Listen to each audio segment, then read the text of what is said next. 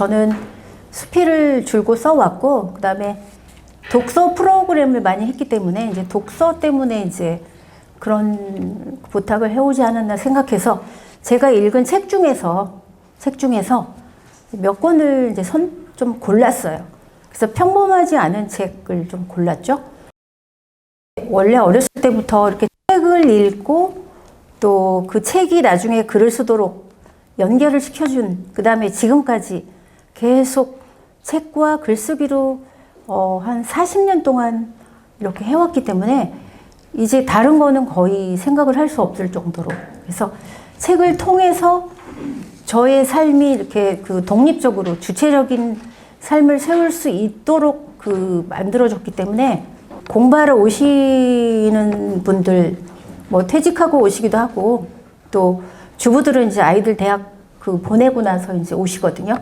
그러면 하여튼 무조건 프로그램에 제가 독서를 넣어서 추천을 하죠. 그래서 저의 경험에 그 밑바탕을 두고 계속 책을 추천하는 이유가, 저는 결혼하고 그 전업주부로 살다 좀 힘들었어요. 힘든 부분이 이제 뭐 가사노동, 대학 졸업장을 가지고 가사노동자로 살아가야 되나, 이 첫 번째 이유와 그 다음에 이제 정신적으로 되게 힘든 부분이 있을 때, 그때 이제 다른 거 할 수가 없으니까 책을 읽으면서 내 자신을 계속 부추겼죠.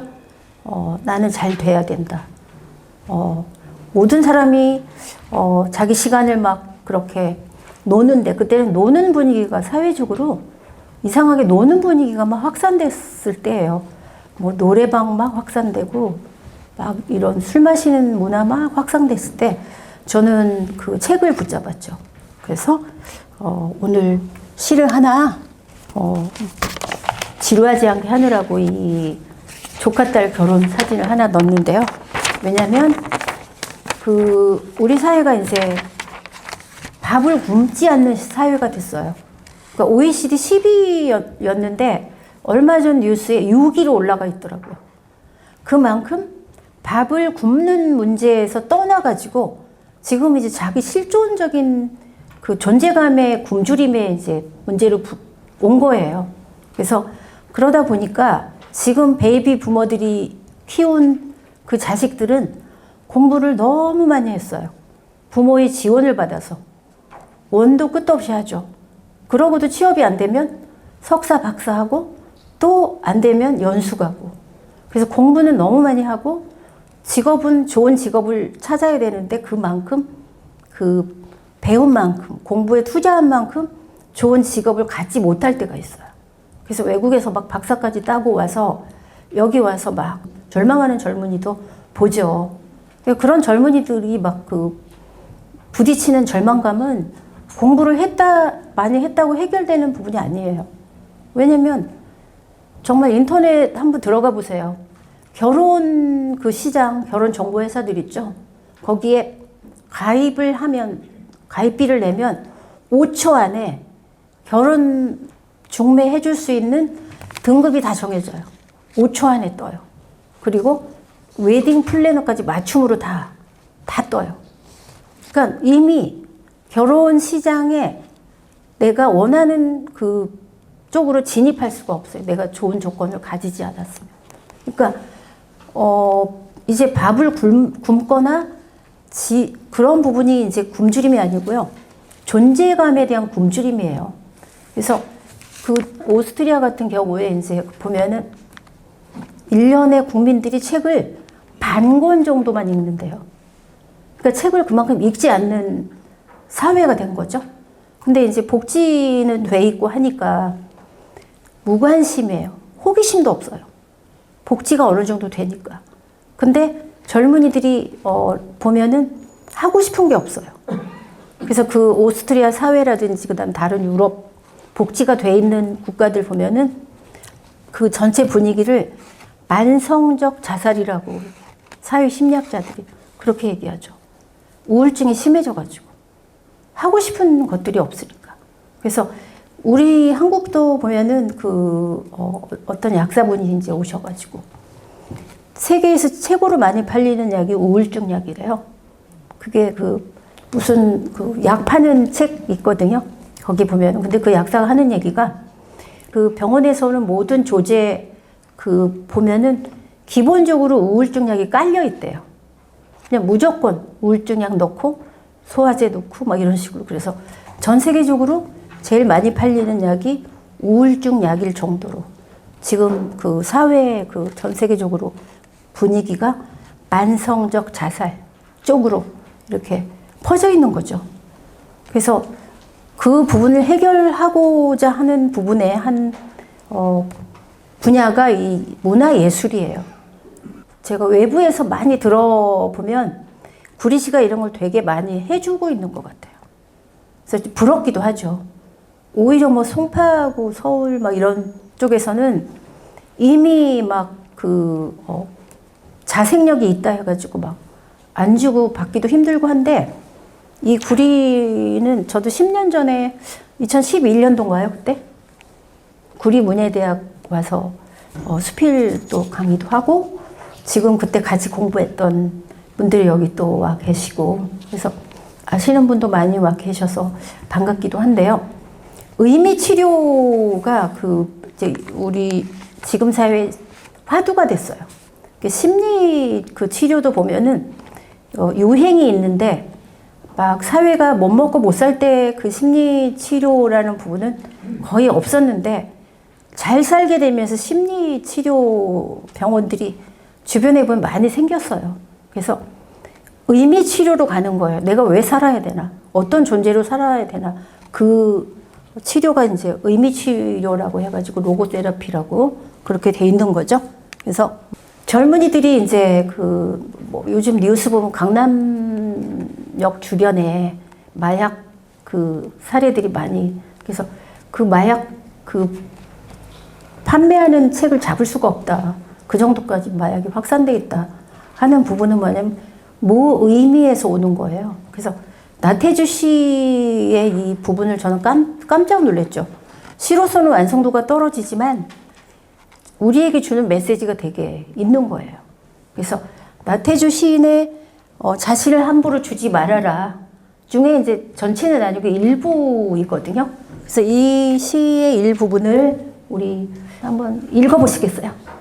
네, 큰 소리, 목소리 크니까. 자신을 함부로 주지 말아라. 네. 자기를 함부로 주지 말아라. 아무 것에도 함부로 맡기지 말아라. 너무 많은 자기를 주지 않았나 돌아가 보아라. 가장 나쁜 것은 슬픔한테 절망한테 자기를 맡기는 일이고 더욱 좋지 않은 것은 남을 미워하는 마음에 자기를 던져버리는 일이다. 네, 목소리가 되게 좋아요. 네. 이 시 전부는 아니고 그 부분만 제가 이제 발췌를 했는데요. 저는 이 시를 보면서 정말 많은 그 뜻을 함축하고 있구나 그 생각을 해서 이걸 소개를 했고요. 왜냐면 저희 때도 보면은 부모님들이 강요하는 직업이 있어요. 강요하는 직업과 내가 하고 싶은 거의 차이는 굉장히 많이 간극이 있는 거죠. 그래서 딸들이면 부모님 무조건 교사 하라고. 그래서 항상 그 직업란에 교사를 썼어요. 근데 저는 이제 화가가 되고 싶어서 미술반 활동을 했는데 못하게 했죠. 돈도 많이 들고 또 동생들도 있고 화가를 하면 밥을 굶는다. 그래서 못했죠. 그래서 정말 여기 오신 분들도 보면은 마음속에 품고 있는 꿈과 또 직업으로 생활인으로 살아가는 것과의 차이는 있었을 거예요. 그래서 우리를 슬프게 하는 세 가지가 무엇이 있을까? 내가 하고 싶은 걸 하지 못하는 거에 대한 세 가지죠.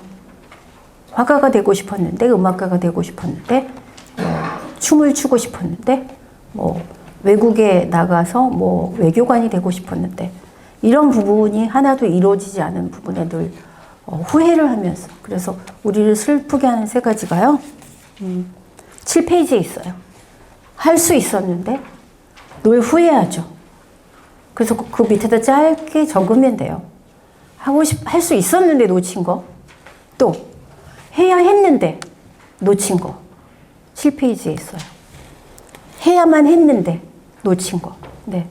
뭐 연애가 될 수도 있겠고 여행이 될 수도 있겠고 다 그런 거죠. 이때 자기를 잡을 수 있는 것이요. 독서예요. 독서는 정말 우리 생각을 계속 바로 세워주는 역할을 해주니까. 그래서 책을 읽지 않은 그 사람과 책을 꾸준히 어렸을 때부터 수십 년간 책을 읽어온 사람과의 차이는요. 나중에 20년, 30년 지날 때 보면 엄청난 차이가 있어요. 왜냐면 1만 시간의 법칙이라는 그 요시다 히로시 일본의 그 출판사 그 대표가 베스트셀러 작가를 만드는 법칙이라는 걸 쓰면서 그 썼는데요. 거기에 보면은 1만 시간의 법칙이 있어요. 하루에 3시간씩 10년을 꾸준히 하면 전공을 특별히 하지 않았어도 전공자 못지않은 실력을 갖출 수 있다는 거죠.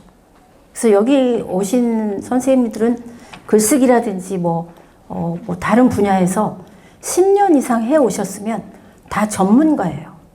그래서 그걸로 직업을 충분히 가질 수도 있는 거죠. 근데 이 나이에 뭘 할까가 아니고 올해 노벨문학상 받으신 분 나이가 몇 살이죠? 82세예요. 프랑스 파리에서 지금 소설가 활동을 하는데 82세예요. 그럼 엄청난 우리는 희망을 가질 수가 있는 거예요. 앞으로도 20년, 30년 꾸준하게 올인을 하면은 한국은 노벨문학상을 받은 나라가 아니에요. 그래서 앞으로 받을 수 있다라는 희망을 찾는 거죠. 그거는 정말 생각이 차이예요. 그래서 생각하는 대로 된다라는 걸 항상 마음속에 가져야 돼요. 우리는 생각하는 대로 된다 이거죠. 그래서 생각을 조심해라 말이 된다. 이거는 책을 읽은 사람과 안 읽은 사람의 말버릇에도 그게 차이가 있어요. 말버릇. 자, 생각하는 대로 말이 나오는 거예요. 그래서 오늘 아침에 좋은 구절 한 구절을 읽으신 분과 또 되는 대로 사는 거지 뭐 이렇게 하시는 분과의 말투에서 차이가 있어요. 말투. 그게 나중에는 몸에도 배어요. 저는 이렇게 걸어갈 때 이제 보면은 어느 정도의 그 생각을 하고 살아가시는 분이구나. 그거를 느낄 때가 있어요. 심할 때. 네. 너무 심하게 자기를 그 나태주 시인 그 시처럼 함부로 막 버리듯이 움직이는 사람 볼 때 그 생각을 하죠. 그래서 정말 말을 조심해야 되겠다. 행동이 되니까.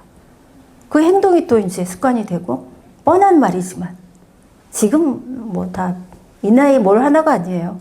이제 앞으로는 막 150세까지도 또 재수 없으면 안 죽는데요. 네. 아니 과학책을 그러니까 글을 쓸 때 그냥 상상력과 순수한 감수성으로만 쓰는 시기는 지났어요. 그래서 앞으로 미래를 내다보면서 미래 10년, 20년을 내다보면서 글을 시도 쓰고 수필도 쓰고 소설도 써야 되는데 과학책을 읽는 것도 좋은 방법이에요. 거기에 포스트 휴먼이라고 죽지 않는 인간이 나와요. 과학자들은 거기까지 내다보고 있어요. 포스트 휴먼, 죽지 않는 인간. 그래서 앞으로 죽지 않는 인간이 나오게 되면 인생이 어떻게 달라질 것인가 그걸 한번 생각해 보셔야 되는 거죠. 그래서 빨리 죽어야지가 아니고 어떻게 건강하게 또 150세까지 또 안 죽을 수도 있는 상황을 만났을 때 무엇을 해야 될까? 이게 이제 계속 생각을 하면 무엇인가 내가 되고 싶은 걸로 이루어지는 거죠. 다음 책을 읽다 보면요. 정치가들이 하는 얘기 또 보통 나를 뭔가 이렇게 속이려고 하는 사람들 대화를 할 때 행간을 알게 돼요. 왜 간파라는 말이 있죠. 행간을 알게 돼요. 그게 독서의 힘이에요. 그래서 책을 읽어야 되는 물론 책들을 다 읽고 계시겠지만 책을 어느 정도 독서에도 근력이 있잖아요. 독서에도 근력이 있는데 독서에 근력이 생기면 책을 선택하는 그게 이제 업그레이드가 돼야 되는 부분이죠. 그때 이제 무슨 책을 읽어야 될 것인가라는 부분들을 한번 생각해 봐야죠. 저는 그때 몇 년 전에 경춘선을 한번 탔는데 어떤 한 70 넘으신 분이 되게 두꺼운 저도 그 책을 봤기 때문에 제가 물어봤어요. 한결의 조지 오웰 나는 왜 글을 쓰는가. 그 책을 보고 계시더라고요. 깜짝 놀랐죠. 그래서 제가 물어봤어요. 이 책을 어떻게 보시게 됐냐고 했더니 그분은 지금도 그걸 하시나 모르겠어요. 한 7, 8년 전인 것 같아요. 아침에 나오면 책을 한 권 들고 나온대요. 그래서 전철을 무조건 탄대요. 타고 가장 긴 전철선을 탄대요. 그래서 경춘선이 이제 어디서부터 시작되는지 모르겠는데 그걸 타고 계속 끝까지 책을 읽으면서 간대요. 그 다음 돌아올 때까지 그 책을 다 읽는다고 하더라고요. 날마다 그걸 거의 하고 있다고 들었어요. 그래서 시간이 없어서 책을 못 읽어가 아니고 요즘은 오디오북도 있거든요. 그래서 바쁠 때는 틀어놓고 듣기도 하고 책을 읽을 수 있는 방법은 여러 가지가 있어요. 그럼 책을 꼭 정독을 해야 되느냐? 아니에요. 목차만 읽어도 돼요. 어떤 분은 제목만 읽고 세상에 이런 일인가 나오신 분 봤어요? 집 안이 전부 책으로 쌓여 있는데 다 원서예요. 근데 그분은 하루에 거의 돈이 많을 땐 하루에 한 4, 50만 원어치씩 책을 샀더라고요. 그래서 책을 다 안 보고요. 펼쳐서 한 장만 보고 또 두어요. 또 한 권을 꺼내서 한 장만 보고 두어요. 그 다음날 또 그 책을 또 한 장만 보고 또 두어요. 산에 들고 갈 때도 2, 30권을 짊어지고 가서 계속 한 페이지씩만 보는 거예요. 그 사람의 독서법이에요. 그래서 그 사람을 테스트했어요. 뭘 제대로 알고 있나? 근데 엄청난 그 지식이 막 그분 입에서 막 나오는 거예요. 다 알고 있는 거예요. 일어 영어 막 다. 그래서 독서법이라는 거 반드시 정독이 아니고 들고 다니면서 읽기도 하고 목차만 읽어도 되고 한 페이지만 읽어도 되고 자기가 읽고 싶은 것만 읽어도 독서죠. 그래서 오늘 소개할 거 책을 읽어야 되는 이유에 이제 이만큼 글을 쓰고 독서력이 있으면 진실을 보는 눈이 이제 자꾸 키워야 되는 거죠. 진실을 보는 눈, 이게 있어야 세상에 휘둘리지 않는 거예요. 막 주식에 휘둘리고 오늘 돈 번대더라 막 정보가 신문에 나오면 이미 그거는 죽은 건데 그 신문을 보고 또 주식을 사고 이건 아니에요. 저같이 약간 머리 안 좋은 사람도 신문에 막 뭐가 뜨면 이 또 무슨 세력들일까 이렇게 생각하는데 주식을 많이 하시는 분은 막 거기에 많이 휘둘리더라고요. 그래서 진실에 휘둘리지 않는 거는 독서의 힘이라고 이제 보면서 책을 하나 소개를 할게요. 에밀 졸라의 이제 이거 읽으신 분도 있을 거예요. 에밀 졸라의 전진하는 진실이라는 에밀 졸라를 우리는 목로주점이라든지 그 소설가로만 알려져 있거든요. 유명한 소설가죠. 돈도 많이 벌었고 그래서 1840년에 이제 태어나서 1902년에 이제 죽었는데요. 더 살 수 있었는데 의문의 가스 사고로 죽었죠. 근데 이 에밀 졸라가 이제 평범하게 살다가 프랑스가 이제 굉장히 국민의 신임을 잃는 사태가 와요. 전쟁에서 막 문제가 일어나고 하면서 이 국민들의 이 신뢰를 뭘로 시선을 돌려서 돌릴 것인가라는 걸 하다가 유대인을 공격을 해요. 그래서 드레프트 데이라고 유대인 장교가 있었는데 이 사람을 스파이로 이제 잡아들여요. 그래서 막 거짓 편지도 만들어서 막 자백을 시키고 계속 재판을 막 공개 재판을 막 엄청 크게 하고 모든 신문이 이걸 막 대서특필하고 하면서 국민들이 여기다 전부 올인하게 만드는 거예요. 그래서 이런 죽일 놈이 있나 할 정도로 사형까지 가죠. 근데 에밀 졸라가 그걸 누구한테 들어요. 그래서 아무 관계도 없는데 에밀 졸라가 대통령에게 편지를 써요. 나는 고발한다. 세상에 이런 부정직한 정치인이 있을 수가 없고 그러면서 계속 운동을 해요. 이 사람 구명운동을 하죠. 변호사 만나고 작가들 규합하고 나중에 이제 조르주 클레망스라고 정치인이 이제 에밀 졸라를 도와주기도 하는데요. 어쨌든 이 사람은 에밀 졸라는 영국으로 추방당하고 벌금 물고 재산 뺏기고 나중에 돌아왔는데 의문의 죽음을 당하죠.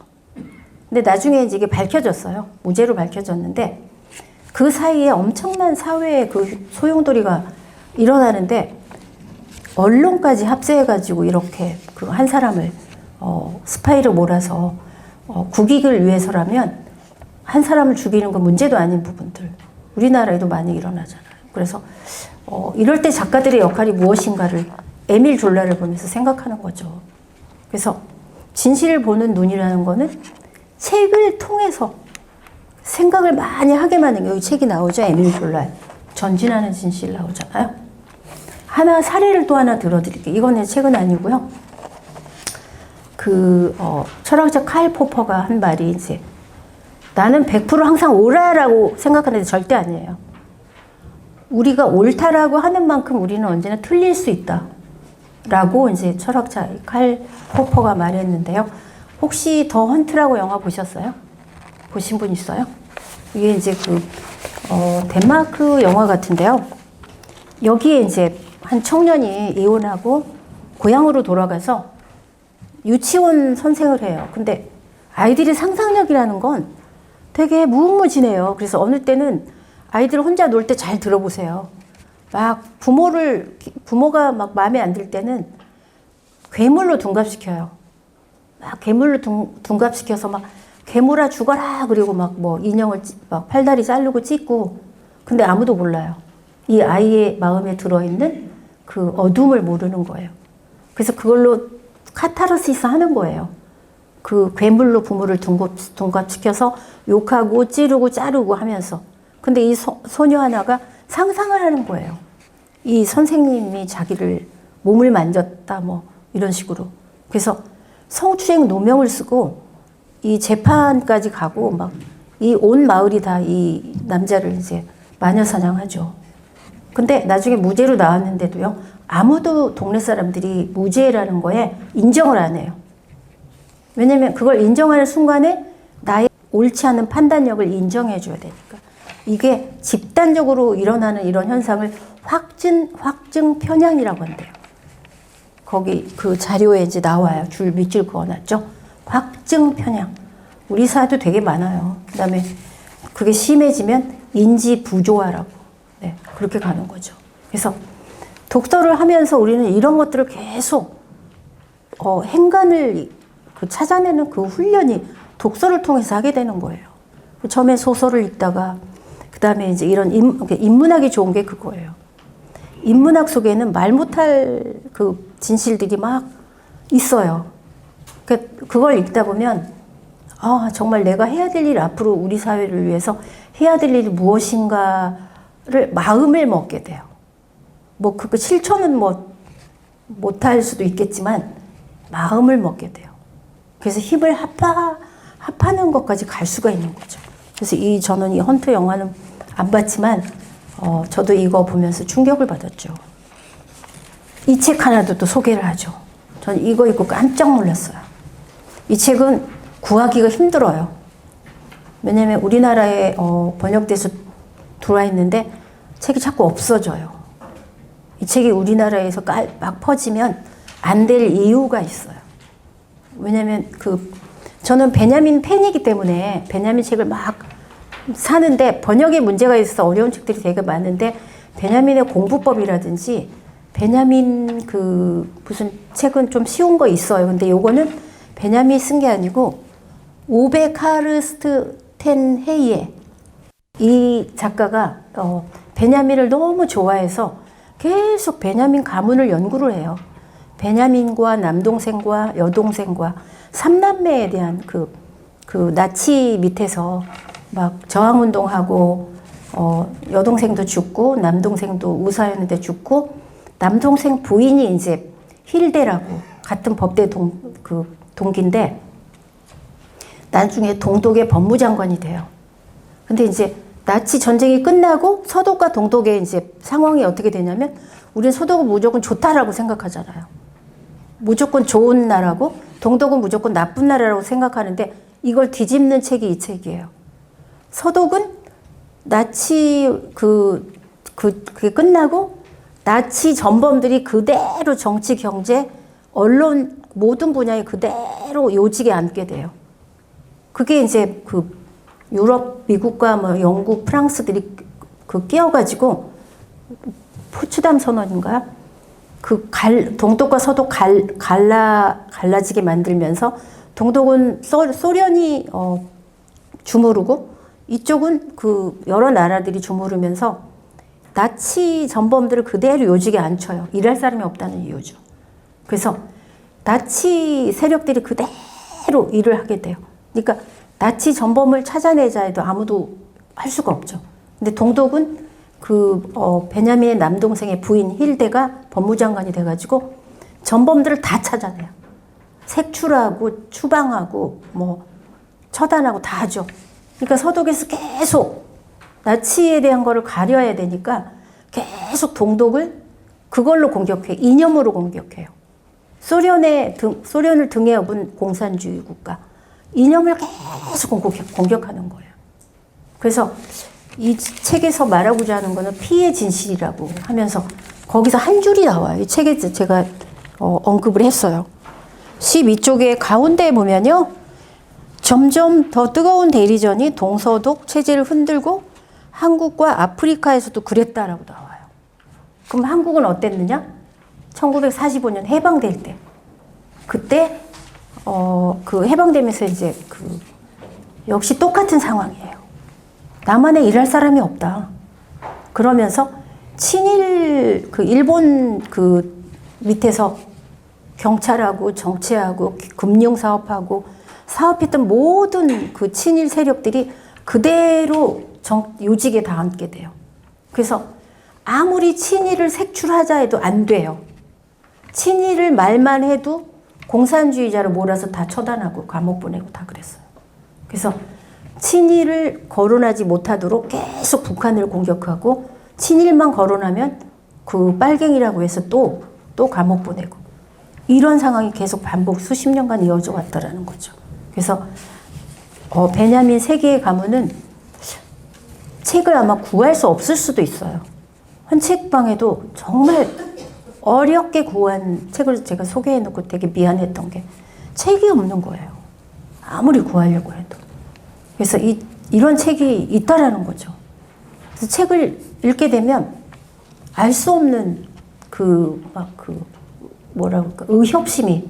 그게 이제 여기서 소개 안 됐지만 한용운의 명사심리라는 그거는 책 구할 수 있을 거예요. 한용운의 명사심리 책 얇아요. 그건 사서 보세요. 거기 보면은 나는 왜 중이 되었는가라는 수필이 있거든요. 거기에 이게 나와요. 아시는 분은 아시겠지만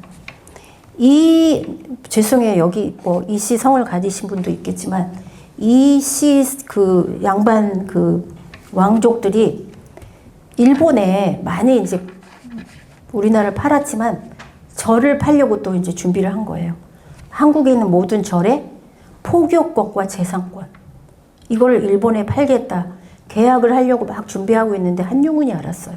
그래서 전국에 있는 승려들 다 모집해서 막 회의를 해가지고 그걸 못하도록 운동을 벌려요. 그래서 그걸 계약을 막았죠. 그래서 다행히 재산권, 포교권은 안 넘어간 걸로 알아요. 어떻게 됐는지 모르겠지만. 그래서 그런 책들을 읽으면 전후 사정을 알게 되고 누군가 목적을 가지고 의도성을 가지고 정치가들이 말할 때 알게 돼요. 왜 저런 의도로 말을 했을까라는 부분들. 그래서 여기도 정말 좋은 곳이 남양주에 중국에 어디죠? 만주 가서 독립운동 전 재산 털어서 독립운동 했던 이시영 집안들 있죠. 남양주에. 그런 분들 자꾸 발굴을 해야 돼요. 작가들이 발굴해서 막 그런 거를 불편한 진실이라는 책을 저는 따로 모아서 책을 쓰려고 그래요. 불편한 진실. 막 이거 꺼내고 싶지 않은 치부를 드러내고 싶지 않아서 책이 자꾸 팔리는 거를 막 못하게 하는 불편한 진실들이 또 하나 있어요. 여기 제가 이제 책 표지 소개했거든요. 일본에 남은 한국미술. 이 책도 꼭 보셔야 돼요. 이건 있나 없나 모르겠는데요. 이거는 한국 사람이 쓴 게 아니고요. 미국의 존 카터 코벨이라는 여성 동양 미술 연구 교수였어요. 사실 하와이에 대해서 일본 예술을 연구하던 교수였는데 어느 날 보니까 이 모든 일본 그 예술품들이 한국 거라는 걸 발견해요. 거의 90%가 한국 거라는 걸 발견하고 6개월 한국을 머물 계획을 짜고 한국으로 넘어와요. 한국에 와서 조사를 하다 보니까 몇 년 동안 여기서 아들하고 계속 연구하고 책 쓰면서 살았죠. 80년도에. 그러면서 한국인들한테 막 칼럼을 써요. 한국인들 제발 그 한국에서 뺏긴 그 보물들 돌려달라고 해라. 왜 안 하냐. 80년대에 이미 나이가 드신 분들은 일본하고 관계 때문에 말할 수 없다고 하면 젊은이들이 나서서 돌려달라고 해라. 막 칼럼을 쓰는데 미술관장이고 박물관장이고 아무도 그런 얘기를 안 한대요. 그게 같은 맥락으로 이어진 게 이번에 고창 가서 그 책 읽는 세상 거기서 받은 도록 그 국립박물관 13만 원짜리 도록 보면서 같은 맥락으로 저는 이해를 했어요. 그 책을 내는 순간에 책을 팔지 못하게 해가지고 그 출판사 사장은 막 알코올 중독이 되고 되게 힘들었다고 하는 걸 들었죠. 왜냐면 중국과의 관계, 일본과의 관계 때문에 우리 것이라고 주장 못하는 것들이 있다라는 거죠. 그래서 일본에 남은 한국 미술 이 책은 한번 읽어보세요. 저는 이 책 읽고 일본에 가서 이걸 집중 파서 연구해서 책을 낼까? 막 갑자기 이런 생각을 하게 된 거예요. 내가 마지막으로 할 일이 무엇일까? 그런 생각을 한 거죠. 이거죠. 이국종 골든아워. 이건 1권 2권이에요. 1권 2권인데 저는 1권 한 권만 읽고도 막 울면서 읽었어요. 이 책은 정말 진짜 의사와 병원 운영을 위해서 일하는 의사와의 차이를 보여주고 있는 거예요. 이국종 의사는 유명하잖아요. 소말리아 그 해적에서 그 선장, 죽을 뻔한 선장을 살리고, 그 다음에 또 헬리콥터 그 응급 환자 실어달라는 그런 거 막 추진하고 했는데 병원에서는 이 의사 싫어해요. 손해만 끼치니까. 막 가난한 환자 오면 무조건 일단 수술부터 시키고 살려서 자기 월급에서 막 그 병원비 물리고 뭐 또 병원비 못 내면 말고 막 이래서 이 의사는 이제 마이너스가 많이 나니까 병원에서 넌 사퇴해라. 우리 병원 나가라. 막 이런 종용도 많이 받고 헬리콥터 그것도 하지 마라. 너무 문제가 많다. 그래서 이 책을 읽으면요. 정말 우리가 알고 있는 환자를 위한 히포크라테스 선서? 그런 거하고 또 병원에 실질적으로 막 그 큰 병원을 운영해야 되는 그런 의사하고 엄청난 차이가 있는 걸 느끼게 돼요. 그래서 저는 이걸 막 거의 울면서 읽었죠. 그래서 2권까지는 제가 이제 못 읽었죠. 그래서 독서라는 부분에 독서를 하다가 나중에 이제 글까지 쓰게 되잖아요. 그래서 정말 독서가 쌓이면 글을 저는 잘 쓸 수 있다라고 봐요. 오류가 덜 나니까. 그래서 저는 강원도에 어떤 분이 강원문학 원고를 이제 수필을 좀 봐달라고 해서 보내왔는데요. 좀 가슴이 아팠어요. 왜냐면 수필을 썼는데 거기다가 며느리 욕을 좀 했대요. 책을 냈는데, 네, 며느리 욕. 그리고 절대 하면 안 돼요. 막 형제 욕하는 거 이런 거 안 돼요. 그 다음에 초등 동창 욕하면 안 되고요. 어디선가 나타나요. 그래서 며느리가 이쁘지도 않고 집안도 안 좋고 직업도 변변하지도 않은데 며느리로 이렇게 쓴 거예요. 그걸 책을 낸 거예요. 그래서 며느리하고 이렇게 의절해가지고 자기는 글 쓰는 걸 끊었다. 그런 것도 있어요. 그래서 무심코 내 안에 있는 무의식을 막 정리하면서 판단의 오류를 없애주는 게 독서라고 봐요. 나도 모르게 나오는 것들이 있어요. 나도 모르게. 그래서 저는 이제 그런 경우도 당했죠. 제가 키가 작으니까 저희 잠실 살 때 지하에 새 사는 이제 아주머니 있어요. 키가 커요. 키가 되게 커요. 근데 그분은 나름 이게 훨씬 자기가 이제 낫다라고 생각했나 봐요. 어느 날 딱 마주쳤는데 이런 얘기를 하는 거예요. 며느리감을 받는데 저를 가리키면서 아줌마처럼 작아서 속상하다고. 그래서 도대체 이런 얘기를 대놓고 할까? 저는 그분한테 한 번도 지하실이 새 살아서 얼마나 속상할까요? 말한 적이 없거든요. 근데 그분은 그거는 관심이 없어요. 자기는 오로지 키가 큰 거에 기준이 있는 거예요. 그래서 내 인생이 너보다 낫다 이거인 거죠. 그래서 정말 아줌마처럼 키가 작아서 너무 속상하다고. 그래서 그러신가요? 네, 그러고 이제 말았죠. 그래서 무심코 하는 표현들이 정말 오류가 많이 나올 때가 있어요. 자기 안에 쌓이는 무의식을 관리하는 거가 책 읽기예요. 그래서 그래야 무심코 하는 표현들이 판단의 오류가 덜 나서 관계에서 항상 원만해지고 하는 거죠. 그래서 아까 그 생각하는 대로 된다라는 부분에 똑같은 거죠. 그래서 정말 그 책을 안 읽는다고 하지만 앞으로 글 쓰는 사람만이 살아남는데요. 그게 이제 뭐냐면 공부들을 너무 시켜갖고요. 여기 오신 분들도 전부 다 인테리들이에요. 다 공부할 만큼 했죠. 살 만큼 살죠. 이제 걱정이 없게 되는 부분들. 근데 자녀들이 이제 뭐 변호사고 의사고 뭐 막 이렇게 키웠는데 경쟁이 너무 심한 거예요. 일본 같은 경우에도 변호사가 3만 명이에요. 그러면 경쟁력이 엄청 힘든 거죠. 그래서 책을 내라 그래요. 변호사들 책 내라. 그래야 자기가 누군지를 알게 되고. 그래서 요즘 서점에 가면요. 책 집었다 하면 누구 책인 줄 아세요? 심리 정신 상담과 의사 책이에요. 그분들이 언제 그렇게 글 쓸 시간이 있는지 모르겠어요. 그래서 그분들이 쓰는 책들이 막 여행이고 문화고 뭐 심리 뭐 이런 거 다 그분들이 써서 책을 팔아요. 그러면 순수하게 글을 써야 되겠다고 맘먹고 지금 책 읽고 글 쓰는 사람 무엇을 해야 되나? 이게 이제 벽에 부딪히는 거예요. 그 벽에 부딪혔을 때 숙제가 한 가지 있는 거예요. 뭐냐? 18쪽에 있어요. 세상에는 오직 4가지 이야기에만 존재한대요. 거기에서 답이 풀리는 거예요. 다른 거 없어요. 뭐냐? 4가지. 2사람의 사랑 이야기. 또 3사람의 사랑 이야기. 권력 투쟁, 그리고 여행이다. 서점에서 파는 책은 모두 이 4가지 주제를 다룬대요. 그래서 요즘 여행책이 많이 나오죠. 여행책. 그래서 벽에 부딪혔을 때 이 4가지 주제만 생각하세요. 4가지 주제. 3사람의 사랑 이야기 되죠? 그 다음에 이제 인문학이 왜 사랑받고 받아야 되나? 그거 하나만 하고 이제 끝낼게요.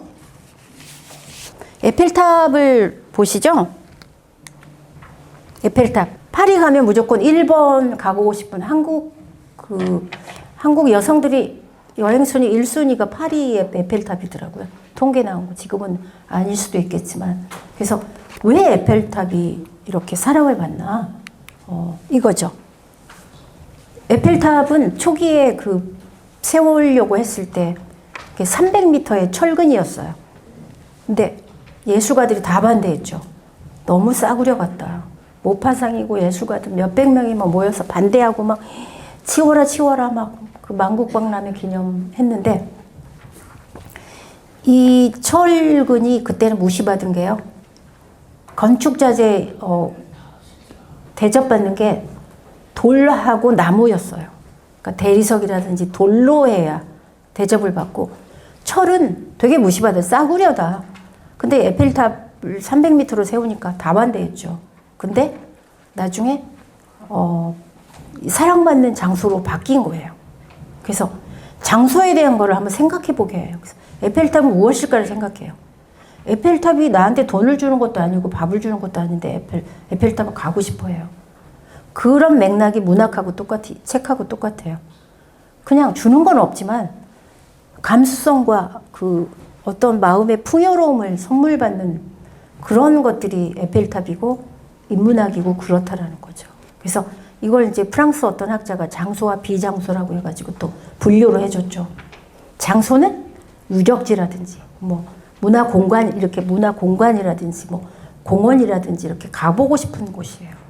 가서 내가 마음이 편안해지고 정서적으로 풍요로워지는 이게 장소이고 비장소는 이제 뭐 막 스쳐가는 곳, 주유소라든지 뭐 고속도로 막 지나가는 곳이라든지 이런 건 이제 비장소라고 분류하죠. 그래서 장소에 머무르고 싶어하고 가고 싶어하고 그 구경하고 싶어하는 그 부분하고 독서하고 똑같은 맥락이라고 이렇게 연결을 지어보는 거죠. 책을 읽어라 하면서 이제 억지로 갖다가 연결시키는 거죠. 그래서 이 비장소 아까 말했죠. 그래서 정말 인간의 정수를 받아내는 조건이 있어요. 그러니까 절대 자기를 위해서 살아간다고 생각하면서 사실은 아닐 때가 더 많아요. 정말 나를 위해서 살아가야 되는데 무엇을 해야 될까 할 때 1번 독서인데 독서도 이제 보면은 이거죠. 새벽 시간의 활용이 또 좋긴 해요. 왜냐면 새벽 옛날에는 그 이슬이요 새벽에 맺혔잖아요. 근데 지금은 이제 오염이 돼가지고 그 이슬을 못 먹잖아요. 그 아주 오랜 옛날 그 화학물질이 없을 때는 이슬을 훑어서 먹으면 속병이 났대요. 그 정도로 그 이슬이 되게 그 정수였죠. 아주 맑은. 독서도 똑같아요. 영혼의 그 이슬이라고 보시면 돼요. 정수를 나한테 주는 거예요. 독서하면서. 그 새벽 이슬 같은 정수를 나한테 선물하는 그 새벽 시간. 그때 독서하면 풍요로워지고 훨씬 얼굴도 예뻐져요. 되게 좋아요. 책 읽은 저는 정말 노년이 참 좋다. 편안하다. 지금이 제가 좋아요. 젊을 때 너무 막 마음고생하고 시집살이 10년 하고 막 이러니까 너무 힘들었거든요. 이거는 이제 우리 전수림이 이제 구리로 이사 온 지 오래되고 잠들지 않는 작가라고 저는 항상 말해요. 원래도 잠이 없지만 여행 가서 잠이 없어요. 저 혼자 골아 떨어져 갖고 막 이제 아마 막 신경질 날 거야. 실컷 자라 막 이러고 이제. 근데 정말 잠이 없는데 음악 듣고 뭐 독서하고 어릴 때 빨래도 한다고 그러더라고요. 빨래 하지 말라고 그랬어요. 책 읽으라고. 근데 여기 와서 나름대로 엄청 자기 자신을 이제 쌓았어요. 그래서 이제 저희 잡지의 편집 주간, 리더스에서의 편집 주간도 하면서 책도 많이 냈고, 또 이번에 뭐 인도 간다고 하네요. 그 다음에 제가 또 하나 소개하고 싶은 분은 이분은 전주에서 활동하다가 이번에 전북 수필가대에 가면서 제가 깜짝 놀란 게 이분이 전북에 있는 수필 작가를 일구었구나. 수필의 밭을 일구었구나. 이분이 KBS 퇴직하고 전북대 평생교육원에서 수필 강의를 하시면서 수필 제자들을 키우면서 지금 전북의 수필 단체가요 17개가 있어요. 전국에서 제일 많은 단체가 됐어요. 그만큼 이분이 한 역할이 엄청난 거죠. 그래서 한 개인이 이렇게 그 지역에서 충분히 할 수 있다는 걸 보여주는 거예요. 구리면 구리에서 뜻을 가지고 무엇이든지 자기가 여기서 끊임없이 1만 시간의 법칙을 생각하면서 하면 분명히 뜻을 이룰 때가 있는 거예요. 그래서 저는 이분이 작년에 돌아가셨는데 굉장히 가슴이 아프죠. 70 몇 살 그렇게 되는데요. 이 오른쪽에 저 사진은 전수림이 찍어준 제 프로필은 거의 전수림이 여행을 같이 다니다 보니까 편안하니까 자꾸 막 아무렇게나 찍어도 사진이 나와 예쁘죠. 그래서 이제 여기까지 거의 마무리를 했고요. 오늘 구리문화원 그 인문학 강좌 쓸모 없음의 쓸모에 대하여 여기까지 하고요. 감사합니다.